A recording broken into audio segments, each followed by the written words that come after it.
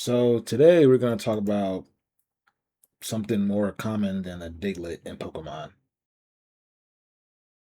Haters. So by that reference, I meant like the Pokemon card Diglett. There was actually there's more than 150 now, but back when there was only 150 and you bought a booster pack, there was usually a lot of Digletts in there, and that seems like the quantity of haters now. It seems like I don't know if it's because of social media that people are starting to grow envy and grow a hater mentality, but it seems to be widespread. But today we're going to talk about it, okay? This is mostly for the haters. People that don't hate, you know, you can still watch this. It's pretty entertaining. I know everyone has been a hater at some point, and it's not like you can go through your whole life without being a hater once or a few times, but just don't make it part of your personality, right? Don't make it a pattern. So I'm gonna go through things what I think causes a person to be a hater, and some of those, it's not really one thing, right? It can be a multiple of variables for different people, right? Every person is unique in that way, okay? So a lot of it can come from a feeling of doubt. Sometimes if we doubt ourselves a lot and we witness someone that doesn't, we witness someone that goes for what they want to go for, or we see someone achieve things, it just makes us feel bad. It makes sometimes feel like, dang, you know what? I have so much self doubt. If I didn't have that doubt, could I achieve those things that I'm hating this person on? This leads into my next topic, which is lack of self worth. Sometimes we don't understand how valuable we really are. Your life experiences, the things that you've learned, the things that you've gone through make you unique, makes you valuable. And sometimes we don't understand how important our self worth is.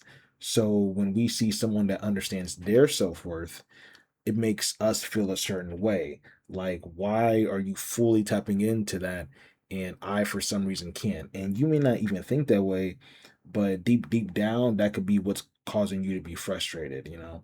Another thing is that sometimes we believe that people aren't deserving of the blessings that they're receiving, but honestly, that's not for us to say, right? We don't know what goes on behind the scenes, right? We don't know what work they're putting in. We don't know what the universe or what God is doing behind the scenes. We don't know what work they put in, right? So for us to say a person is not deserving of it, that's a very bold thing to say, because the same thing's going to happen to you whenever you accomplish things, whenever you achieve your goals. You may have some haters that say that you aren't deserving of it, but they don't know your history. They don't know what you've been through. They don't know what it took for you to get to where you got to. Okay. So keep that in mind. Okay. Also, a lot of times that lead to people being haters is that they feel like they're all knowing, right? So they feel like they know people so well, or that they know a person so well. So when they surprise them, in a positive light, like they, let's say, get accepted to a prestigious university, or let's say they get a promotion at a job, and you may feel some kind of way because you're low key a hater. um, that's because you felt like you knew that person. You felt like you knew their ceiling. You felt like you knew what they were capable of, and they surprised you. And as a hater, you may get upset, but overall, that's good. That's a good thing for that person. It's a good thing for them to achieve things, just like it's good for you to achieve things. Okay, so remember that the best way to think about being a hater is just look at it as a reflection. If you were achieving those things, how would you want people to view? Do you want people to envy you? Do you want people to hate you? I mean, some people like haters though. Yeah, some people really do like haters, so I can't speak on everybody when it comes to that. But for those that are haters that don't want to be haters, just think about whenever you achieve the things that you want to achieve, you want people, at least your close friends and family, to not hate, right? Because those are people that you care about the most, right? You care about your friends and your family and those relationships, okay? So, and this leads into my next subject, friendships and family.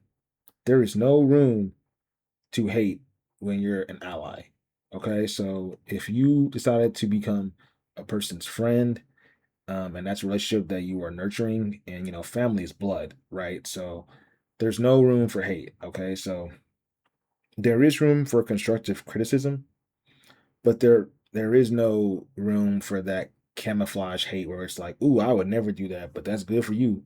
It's like in situations like that, less is more. Just say good for you. You don't have to throw in the extra stuff, okay? So remember about how you say things. It's always okay to speak your mind, but it's when it's people that you care about, you really gotta tone down or just not hate at all, because those are the kind of people that you lean on for support and they lean on you for support.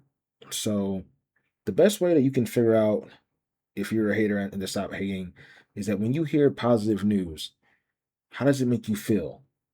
You know, how do you feel when you hear positive news from a person, a friend, a coworker, or like an ally, family member, whatever? How do you feel a sense of happiness for that person, like genuine happiness, or do you feel a sense of shame, or do you feel a sense of envy? And when you get in that position, just don't say anything. It's okay to not do actions or react immediately. Okay, just think about how you feel, think about what they said, and try to strip away the hate, try to strip away the doubt, try to strip away the instinct to, inquire and, in a negative way. There's inquiring in a good way, then there's inquiring in a negative way to breed seeds of doubt, right? You don't want to do that. So just think about these things. If you're a self-proclaimed hater, or if you know that you have these behaviors, you can always change it. You can always be better, because in the long run, people don't really like to be around haters. Even haters don't really like to be around haters. Um, it's always great to speak your mind, but it's also even better to uplift those around you. So in the comments, let me know if you're a hater. Let me know why you're a hater. If you're not a hater, tell me how you guys deal with haters. Um, if you enjoyed this video, thank you for watching. And please give me a subscribe and a like. It goes a long way. Take care.